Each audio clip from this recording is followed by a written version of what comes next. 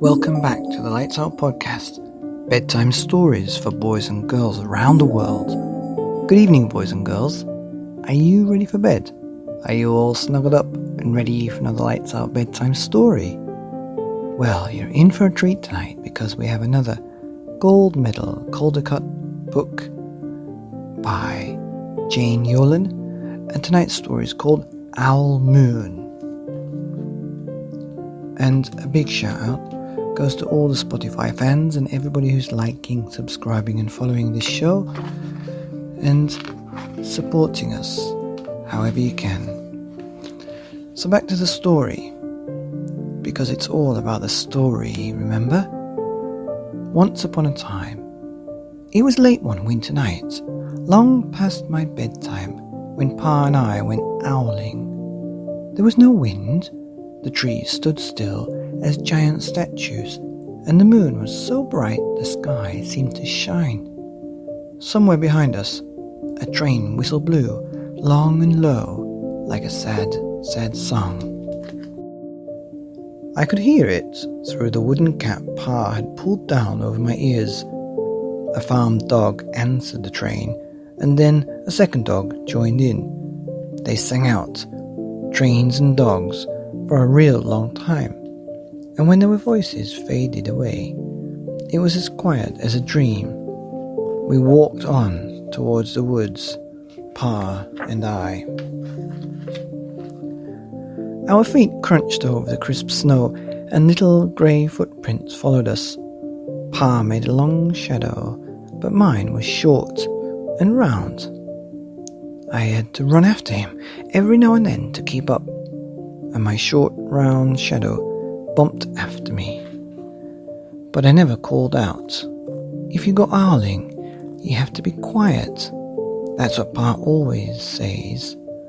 I had been waiting to go owling with Pa for a long, long time. We reached the line of pine trees, black and pointy against the sky, and Pa held up his hand. I stopped right where I was and waited. He looked up, as if searching the stars, as if reading the map up there. The moon made his face into a silver mask. Then he called, "Woo woo, woo woo, woo woo," the sound of a great horned owl. Woo woo, woo woo, woo woo. Again he called out, and again, and then again, and after each call he was silent, and for a moment we both listened, but there was no answer. Pa shrugged, and I shrugged. I was not disappointed. My brothers all said that sometimes there's an owl, and sometimes there isn't. We walked on. I could feel the cold, as if some icy hand was palmed down on my back and my nose, and the top of my cheeks felt cold and hot at the same time, but I never said a word.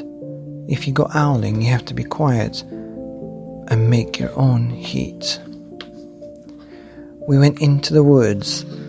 The shadows were the blackest thing I'd ever seen. They stained the white snow. My mouth felt furry for the scarf over it.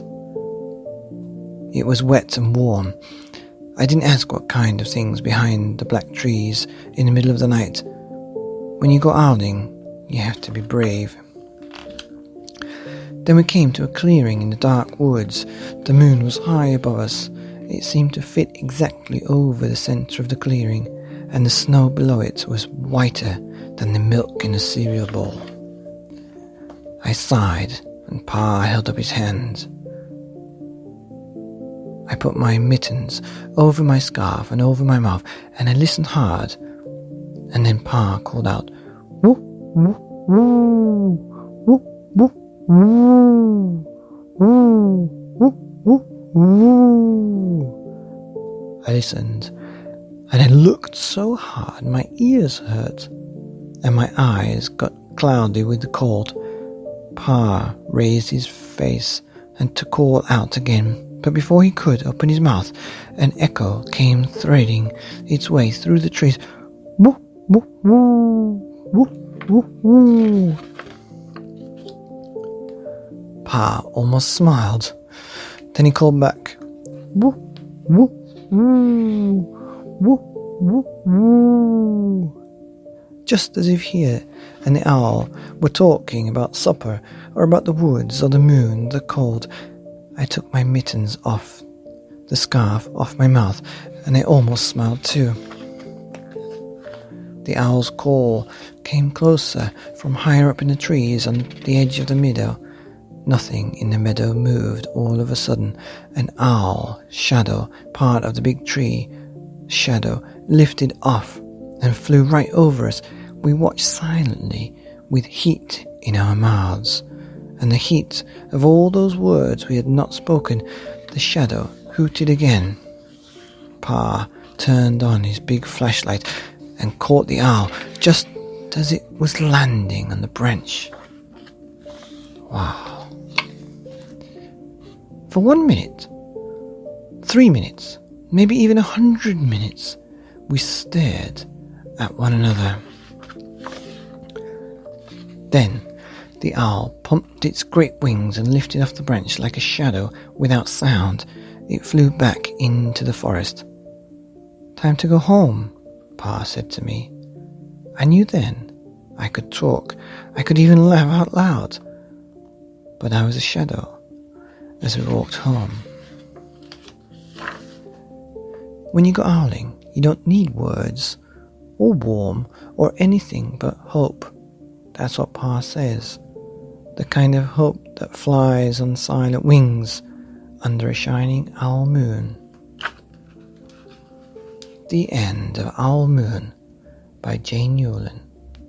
Here on the Lights Out podcast, bedtime stories for boys and girls around the world. Good night.